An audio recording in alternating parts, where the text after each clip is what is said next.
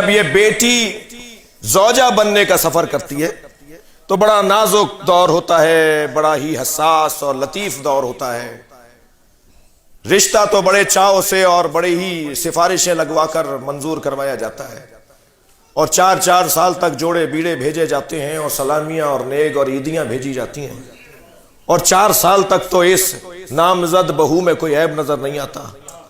لیکن ابھی نکاح کے صیغے جاری ہوئے، 1 ہفتہ نہیں گزرا تو ان کے دانت نظر آتے ہیں، ان کی چال نظر آتی ہے، یہ نمک زیادہ کر دیتی ہے، یہ مرچیں کم کر دیتی ہے، اس نے 4 پیالیاں توڑ دی گھر کی، سارے عیب ساس اماں کو نظر آنا شروع ہو جاتے ہیں۔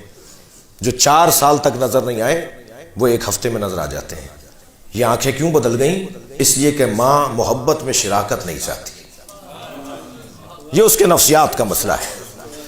اس ماں کی محبت کی شراکت کو محسوس کرے جوان، اور اب یہ برزخ میں ہے وہ لڑکا جو ایک طرف ماں کو دیکھے تو ایک طرف بیوی کو دیکھے، اور بیوی کے حقوق اس کو کچھ اور کہہ رہے ہوتے ہیں اور ماں کا ادب اسے کچھ اور کہہ رہا ہوتا ہے۔ تو یہ عالم برزخ سے کب نجات پائے گا یہ تو اللہ ہی جانتا ہے۔ اتنا ہے کہ حساس دور ہے اور بڑے ہی معاملات کی خرابی ہے۔ اس ساس اماں کا بھی کچھ معالجہ ہونا چاہیے، اور وہ معالجہ یہ ہے کہ انہیں اپنے احساسات اور جذبات پہ قابو لانا ہوگا۔ انہیں اپنا داماد تو اچھا لگتا ہے جو ان کی بیٹی کو وقت دیتا ہے، گھمانے لے جاتا ہے، تفریح کے لیے لے جاتا ہے، مگر انہیں اپنا بیٹا اچھا نہیں لگتا جو ان کی بہو کو وقت دے رہا ہوتا ہے۔ ایک جیسا رکھو نا، داماد تو اچھا ہے۔ میں مخاطب اول تو مردوں کو اور لڑکوں کو رکھ رہا ہوں اس وقت۔ میرے سامنے کے جو مخاطب ہیں وہ تو لڑکے ہیں اور مرد ہیں، لیکن بہرحال آواز تو خواتین تک جا رہی ہے، اور آواز نہیں جا رہی تو بعد میں تصویر چلی جائے گی، ویڈیو چلی جائے گی، تو بات تو پہنچے گی۔ یہ جو بچی ہے نا، بیٹی ہے ہماری، یہ ہماری جو لڑکی ہے، ہماری جو دختر ہے، یہ جو بیوی بننے جا رہی ہے، اس کے بارے میں ایک اور تشبیہ کا سہارا لے رہا ہوں میں۔ آپ نے گندم اور چاول کی فصل دیکھی ہے نا؟ چاول کی فصل اور گندم کی فصل میں فرق یہ ہے کہ گندم کو جہاں بویا جاتا ہے اسی جگہ سے کاٹا جاتا ہے، لیکن چاول کو جہاں بویا جاتا ہے وہاں سے کاٹا نہیں جاتا، اس کے لیے زمین بدلنا پڑتی ہے۔ پودا کچھ بڑا ہو جاتا ہے، پھر وہاں سے نکال کے کہیں اور لگانا پڑتا ہے، تب چاول کی فصل تیار ہوتی ہے۔ بس لڑکے میں اور لڑکی میں شاید یہی فرق ہے۔